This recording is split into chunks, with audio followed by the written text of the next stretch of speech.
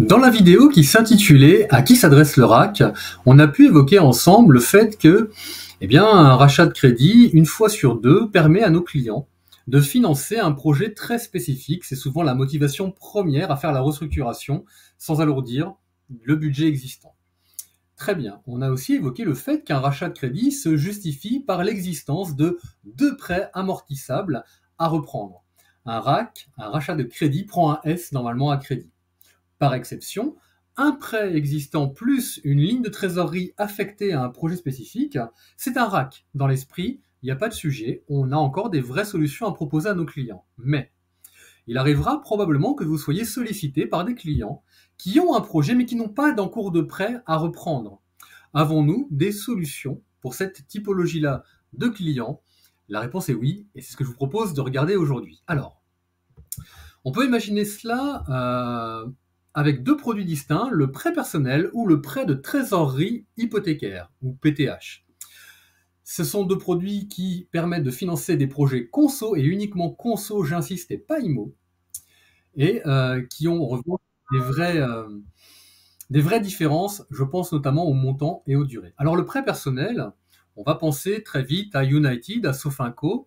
United prêtera 50 000 € sur 7 ans, Sofinco ira au-delà, 75 000 € sur 10 ans. Mais sur les prêts de trésorerie hypothécaire, là on va pouvoir aller jusqu'à 25 ans en durée de crédit potentiellement. Et puis le montant finalement est plafonné à la valeur de la garantie qu'on nous propose, tout simplement. On prête aujourd'hui sur ces produits-là 60 à 70% de la valeur d'un bien.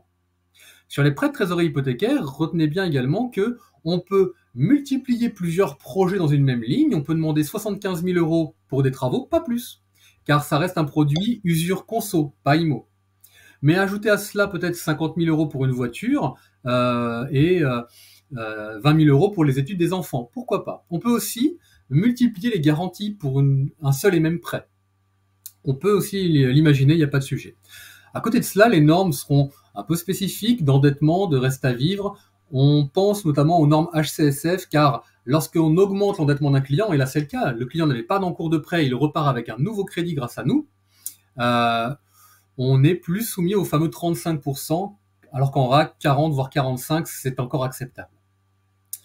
Pour le prêt personnel, ce qu'il faut retenir, c'est que si vous faites un United, ce sont les normes du RAC, globalement, qui vont s'appliquer, que vous retrouverez dans les normes générales sans garantie, qu'on vous met à jour très régulièrement, et qui sont disponibles dans notre CRM si vous ne les avez pas reçus par mail, par nos soins.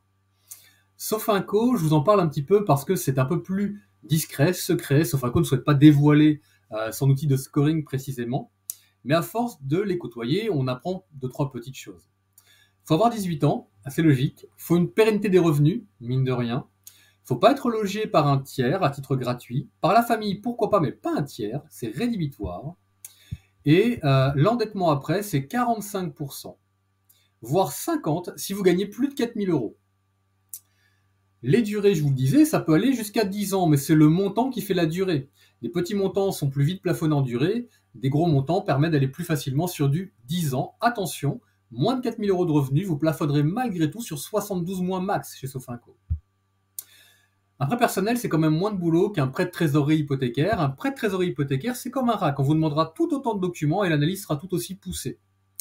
Un prêt personnel, c'est 5-6 documents à nous fournir, guère plus. Avis d'impôt, fiche de paye, un mois de relevé de compte, une CNI, une facture de téléphone, et puis un RIB, ça serait très bien.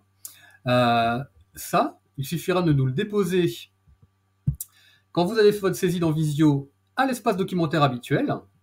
Et puis, dans votre saisie, simplement dans la partie RAC plan de financement, me mettre que c'est de la trésorerie et indiquer le montant du prêt que vous souhaitez. En commentaire, vous pouvez nous rajouter également, pourquoi pas, si une assurance est souhaitée, une date de prélèvement et la durée que vous imaginez également, car là, vous n'avez mis que le montant. C'est très réactif, vous savez, parce que un prêt personnel, finalement, en quelques jours, on est fixé, c'est oui ou c'est non, sans forcément d'explication sur le non. Ça peut être une frustration, mais c'est du pur scoring, encore une fois. On est loin du RAC ou du prêt de trésorerie hypothécaire. On ne finance donc que des projets conso. Et les projets IMO, je vous dis depuis le début que non, c'est impossible. Pourtant, prochaine vidéo, on va en parler. Pour ne pas la louper, abonnez-vous. Et je vous retrouve très bientôt.